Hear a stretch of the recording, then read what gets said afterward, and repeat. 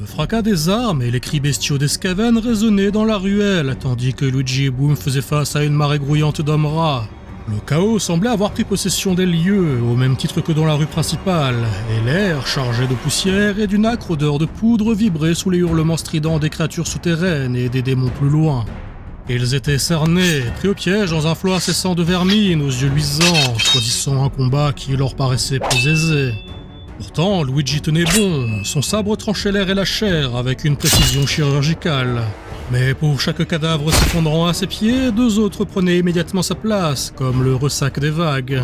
Le Tiléen était rapide, agile, esquivant les attaques avec une aisance qui relevait presque de la danse, repoussant l'ennemi avec la maîtrise d'un duelliste chevronné. Néanmoins, les Skaven l'étaient tout autant, à leur manière, dans un style plus désorganisé et anarchique.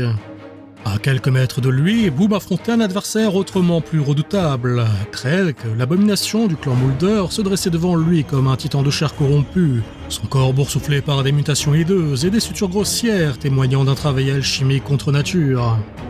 Le géant Tiléen serra le seul point qu'il possédait, son regard, d'ordinaire candide, n'exprimant plus qu'une rage pure. Son esprit simplet savait que ce combat ne se résoudrait pas en quelques coups. Il devait écraser ce gros raton, le broyer, le réduire en poussière pour pouvoir espérer le casser. Krelk rugit, brandissant un énorme poing griffu, et il abattit dans un fracas tonitruant sur Boom, encore dans les débris. Tiléen encaissa son bronché, le sol se fendant sous l'impact du coup.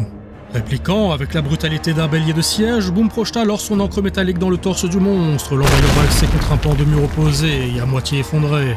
Et la bête n'était pas si facile à abattre. Krelk bondit en avant, avec une agilité effrayante pour sa taille, et dans un enchaînement fulgurant, il planta ses crocs monstrueux dans l'épaule de son adversaire. Le colosse hurla en réaction, son sang giclant sur la pierre souillée de Mordheim. Refusant de céder, Boom agrippa alors le crâne de la créature, et dans un effort titanesque, l'arracha de son épaule, en même temps qu'un morceau de sa chair, avant de le projeter violemment contre un autre pan du mur encore debout. Krelk s'écrasa dans un fracas d'os et de pierre, mais au lieu de s'effondrer, il bondit immédiatement, sa gueule écumante d'un mélange de sang et de salive. Loin d'être vaincu, il fonça sur Boom avec une brutalité bestiale, ses griffes cherchant encore une fois à lacérer la gorge du géant Tiléen. Mais Boom intercepta le coup, bloquant les bras massifs du monstre dans une lutte de force pure. Les muscles du colosse se bandèrent sous l'effort, tandis que Krelk grognait, sa respiration rauque emplissant l'air saturé de poussière et de son haleine viciée. Le sol sous eux se fissura encore une fois sous l'énorme pression des deux titans en duel. Mais le Skaven géant, malgré son apparence grotesque, était un prédateur raffiné, un instrument de guerre conçu par les abominables maîtres de meute du clan Mulder. Il tira soudainement profit de son centre de gravité, glissant sous Boom avec une souplesse insoupçonnée et refermant sa gueule monstrueuse sur le flanc du Tiléen.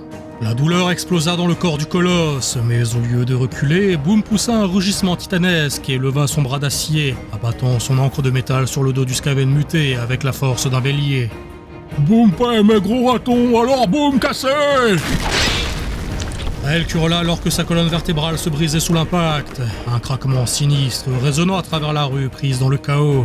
Il tituba, ses jambes flageolantes cherchant encore à le pousser en avant, à continuer le combat, mais son corps refusa d'obéir. Dans un dernier râle, il s'effondra sur le pavé, son torse convulsant, tandis que ses yeux dépareillés perdaient leur éclat de haine. De son côté, Luigi n'en menait pas large, inconscient du résultat du combat entre son petit frère et la chose monstrueuse. Sa propre bataille lui prenait toute son attention et toute son endurance. La marée de Skaven, qui ne désemplissait pas, semblait tenter de le submerger sous une déferlante de crocs et de griffes. Il s'éloigna alors d'un bond, utilisant les débris d'une charrette détruite comme d'un point d'appui pour pivoter sur lui-même. Son sabre fila dans un arc brutal, ouvrant un sillage rougeâtre dans la masse grouillante. Une brève accalmie avant qu'il n'atterrisse souplement, prêt à frapper encore. Mais un Skaven, pas tout à fait mort, quoique pas tout à fait vivant non plus, lui mordit la cheville dans un réflexe animal. Un coup de talon appuyé fut suffisant pour faire cesser la douleur, mais ce moment laissa une occasion pour un autre homme rat de bondir sur Luigi par surprise. La créature s'empala sur le sabre du Tiléen de tout son poids, et l'inertie emporta avec elle le cadavre, ainsi que l'arme des mains de son propriétaire. Sans défense, Luigi roula alors sur le sol pour se saisir de la lame rouillée de l'un de ses opposants vaincus, juste à temps pour trancher un nouvel assaillant. Cette action d'éclat, en état de faiblesse et d'infériorité, figea la horde qui garda ses distances, observant la chose-homme qui, décidément, n'avait rien de moins menaçant que les démons proches. Ce bref instant de répit lui permit de jeter un œil à son frère, lui aussi aux prises avec les hommes rats après la défaite du monstre mutant. Il semblait que finalement, et contre toute attente, il y ait encore un espoir. Puis un son inconnu retentit, un cliquetis sinistre, un grondement mécanique qu'il ne connaissait pas. Avant même qu'il ne puisse identifier la source de ce bruit, une rafale de projectiles fusa à travers la rue, arrachant pierre et chair avec une précision inhumaine. Une douleur fulgurante traversa son torse, ses jambes et ses bras. Son souffle se coupa net, son corps s'alourdissant sous l'impact des balles.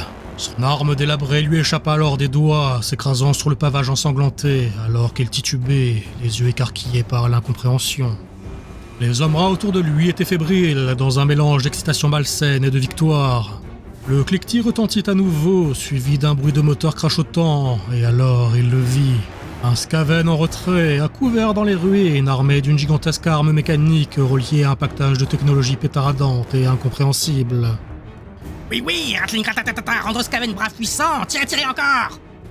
À ce monstre, l'une des créatures envers le porteur d'armes était emplie d'une jubilation que Luigi ne put s'empêcher de trouver pathétique malgré ses blessures et son sang qui continuait d'abreuver le sol.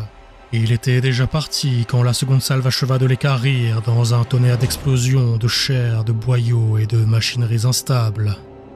Boom tourna la tête vers lui, il vit ce qu'il reste de son frère s'effondrer, et pour la première fois depuis des années, il sentit quelque chose se briser en lui.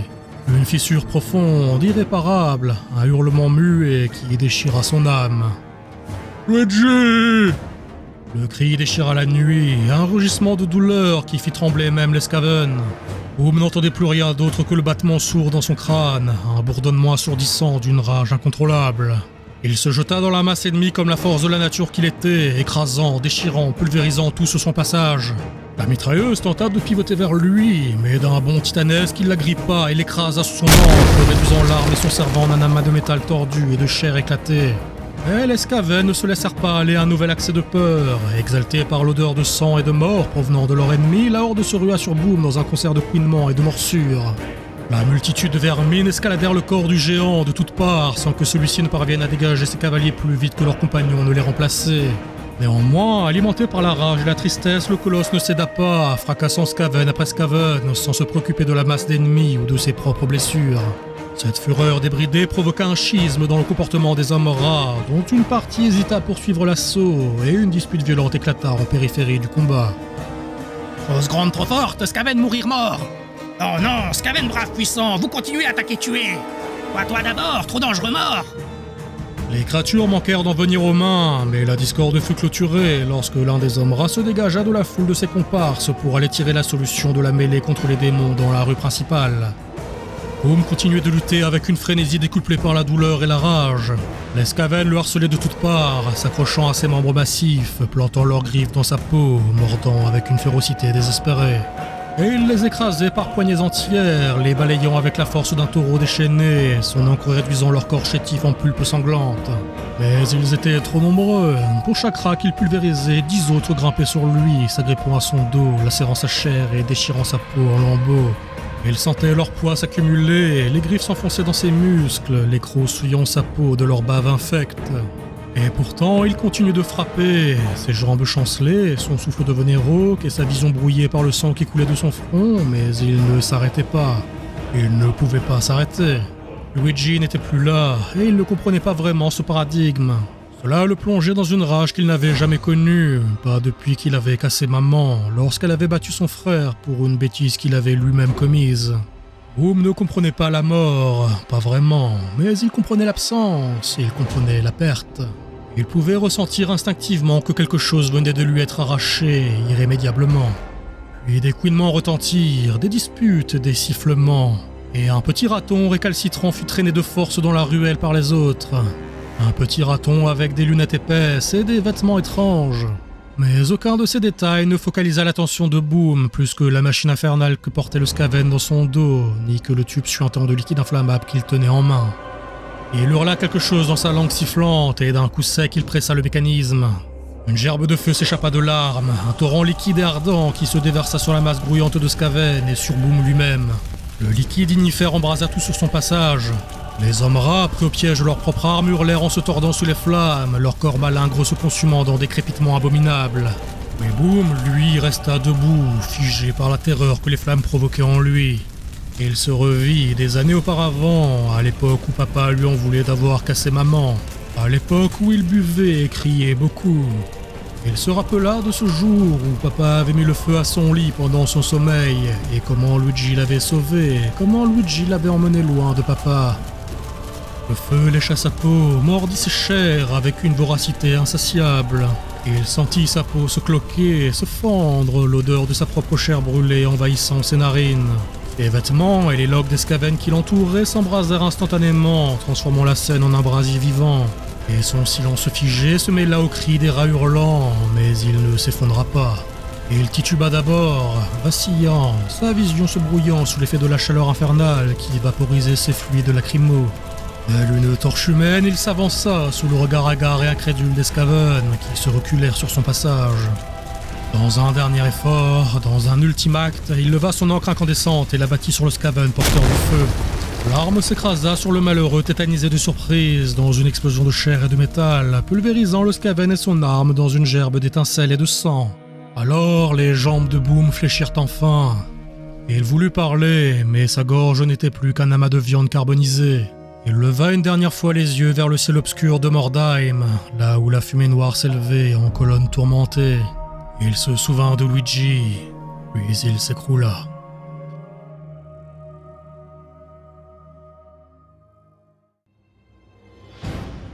Dans une bâtisse proche, Filch siffla, humant l'air pour retrouver trace de l'odeur de la chose femelle. Mais dans sa concentration, il n'entendit pas immédiatement les rires moqueurs qui s'élevaient derrière lui. Les corps vaporeux des aurores bleues avaient fini de se consumer, et la fumée noirâtre qui s'en échappait commença à se matérialiser en une triplette de petites créatures, pas plus hautes que des enfants. Quand le rire passa d'un bruit de fond semblant provenir d'un autre plan d'existence à des éclats hystériques et incontrôlables, l'assassin se détourna enfin de son olfaction pour se rendre compte de la situation. Il se retourna comme un chat acculé et surpris, sifflant à la vue des choses qui s'enflammèrent en dansant et en riant. Quoi ça être encore Fausse flamme. Nous voulons jouer avec nous. Oh oui, je veux lui brûler les yeux. Et moi c'est Trip, je veux brûler sa queue. Il chefela de colère et de peur et frappa d'un revers de sa lame l'un des démons de feu, mais le fil traversa sans résistance, provoquant encore plus de rire chez les créatures. Elles se jetèrent alors sur lui dans une orgie de couinements et de sifflements, provenant aussi bien des cris de douleur de l'assassin que de l'embrasement de ses chairs meurtries.